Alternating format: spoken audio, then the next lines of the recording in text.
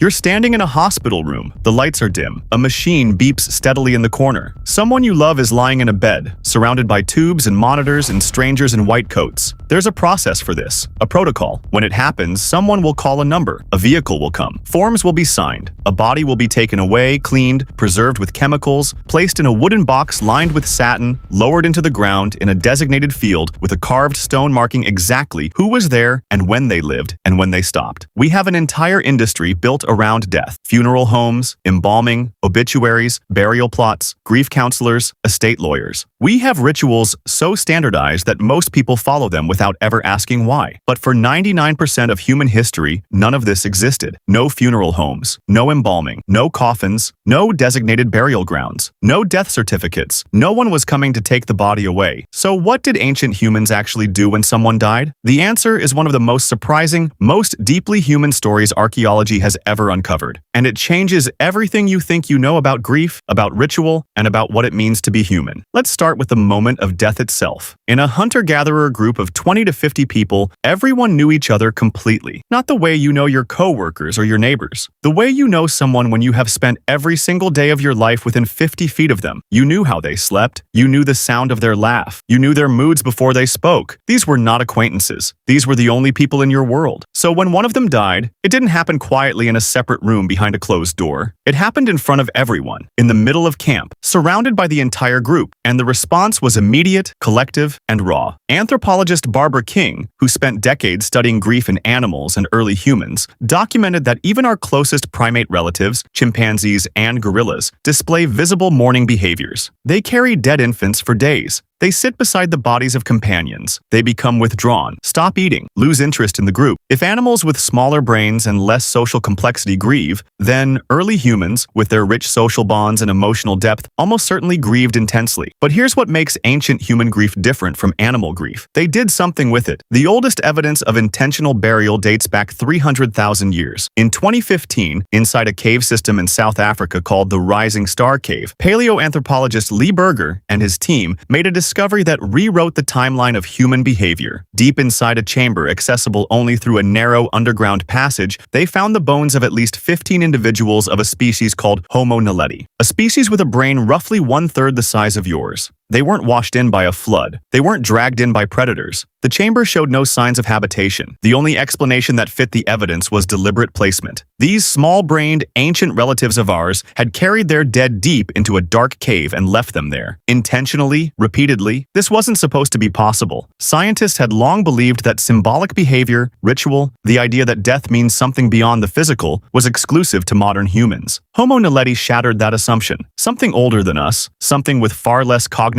complexity, already understood that death deserved a response. And if they understood that, imagine what modern humans felt. By 100,000 years ago, intentional burial was widespread. At a site called Kafse Cave in Israel, archaeologists found the remains of at least 15 early modern humans buried in shallow graves. But what stopped researchers cold wasn't the burials themselves. It was what was buried with them. Red ochre, deer antlers placed deliberately over the bodies, shell ornaments, objects that had no practical value underground, objects placed there for reasons that could only be symbolic. Someone had stood over a grave and thought about what the dead person might need, or what they deserved, or what it meant to mark them as someone who had existed. That thought, that impulse to place something meaningful with the dead, is one of the most human things ever recorded in the archaeological record. It means they believed the person was still somehow a person even after death. It means they were thinking about what comes next. At Sunghir, a site in Russia dating back 34,000 years, archaeologists uncovered something extraordinary. 2 children buried head-to-head, their bodies covered in more than 10,000 hand-carved ivory beads. To produce 10,000 beads from mammoth ivory using stone tools would have taken a single person roughly 10,000 hours of work. These children were buried with more labor invested in their adornment than most adults received. Someone had spent an enormous portion of their life making things for children who would never grow up to use them. That is not practicality. That is love, expressed through the only language available to them. But burial wasn't the only response to death, not by a long stretch. In many ancient and indigenous cultures, the dead weren't buried at all. The Zoroastrians of ancient Persia placed bodies on elevated stone structures called towers of silence, open to the sky, where vultures would consume the flesh and the bones would eventually be collected. The sky burial traditions of Tibet, still practiced today, involve placing bodies on mountaintops for birds of prey. In certain cultures along the Amazon, the dead were cremated and their ashes was mixed into a fermented drink consumed by the community. The dead became literally part of the living. These aren't primitive failures to understand death. These are sophisticated, deliberate choices about what death means and what the body represents after a person is gone. Some cultures kept the dead close. In parts of Papua New Guinea and among certain ancient cultures in Europe, bodies were kept in the home, sometimes for extended periods, until the community felt ready to release them. In Çatalhöyük, one of the world's earliest cities dating back 9,000 years in modern Turkey, archaeologists found that residents buried their dead directly beneath the floors of their homes. They lived on top of their ancestors, slept above them,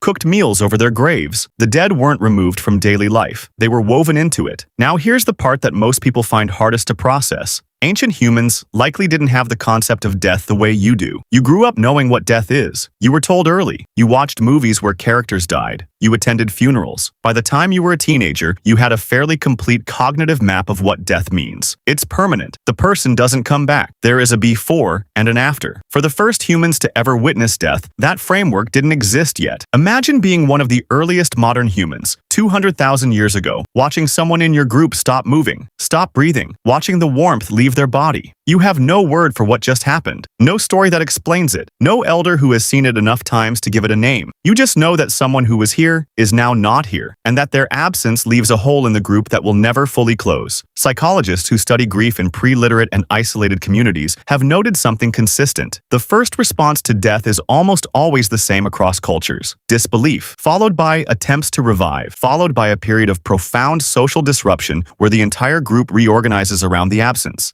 In small groups where each person played a specific role, a single death could be genuinely destabilizing. If the group's best tracker died, the entire hunting strategy had to change. If the woman who knew which plants were safe to eat died, that knowledge died with her. Death wasn't just an emotional loss, it was a structural one, which is why the stories began. At night, around the fire, in the dark where anything felt possible, humans started telling stories about where the dead had gone. Not because they knew, because they needed to. Because the alternative, that the people you love simply stop existing, was unbearable and destabilizing, and left too large a hole in the fabric of the group. Anthropologist Polly Wiesner's research on the Zhou Huanzi people documented that nighttime conversation was dominated by stories about ancestors, about spirits, about the world beyond what the living could see. These weren't idle myths. They were functional. They explained what happened after death. They kept the dead present in the minds and lives of the living. They made the group feel continuous, even as individuals fell away. This is where religion begins, not in temples or texts or organized theology, in a circle of people sitting in the dark, trying to explain where someone went and the grief itself. How did they carry it? Without therapists, without grief support groups, without the language we have now to describe what loss feels like. They carried it together. Research on collective mourning in small-scale societies consistently shows that grief in tight-knit groups is shared in a way that modern, isolated individuals rarely experience. You don't grieve alone when you live with 30 people who all love the same person. The loss is distributed. It belongs to everyone. And while that doesn't make it smaller, it makes it survivable. They wailed. Anthropological records from cultures across every continent describe loud, physical expressions of grief. Crying, screaming, tearing at clothing, covering the body in ash or mud, not because someone told them to, but because the body needed to release something too large to hold silently. And then, eventually, they kept moving, because they had to, because the children still needed food, because the fire still needed tending, because life, relentless and indifferent, continued. Today, we have professionalized death. We've built systems to manage it efficiently, to move the body quickly, to limit public displays of grief to a designated window of time, and then return to productivity. We've made death invisible. Ancient humans did the opposite. They made death visible, communal, ritualized, meaningful. They buried the dead with treasures. They lived above their graves. They drank their ashes. They told stories about them until the stories became mythology. They refused to let the dead disappear. And maybe that's the thing we've lost most completely. Not just the rituals, but the willingness to sit with death, to let it mean something, to let it change us instead of scheduling it away. For 99% of human history, death wasn't managed. It was felt, fully, together. And somehow, that made the living feel less alone.